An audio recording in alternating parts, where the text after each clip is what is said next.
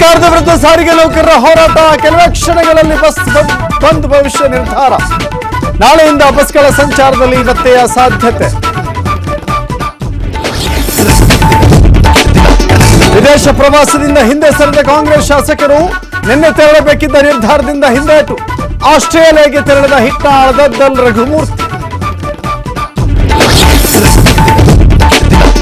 ರಾಜ್ಯ ಬಜೆಟ್ಗೆ ಸಿದ್ದರಾಮಯ್ಯ ತಯಾರಿ. ಆರ್ಥಿಕ ಇಲಾಖೆ ಅಧಿಕಾರಿ ಜೊತೆ ಮೀಟಿಂಗ್. ಸಂಪನ್ಮೂಲಗಳ ಬಗ್ಗೆ ಗಂಭೀರ ಚರ್ಚೆ.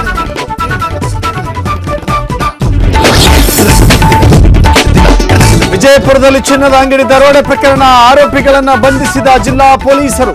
24 ಲಕ್ಷದ ಚಿನ್ನ, ಬೆಳ್ಳಿ ಸೇರಿ ಹಲವು ವಸ್ತು ಜಪ್ತಿ.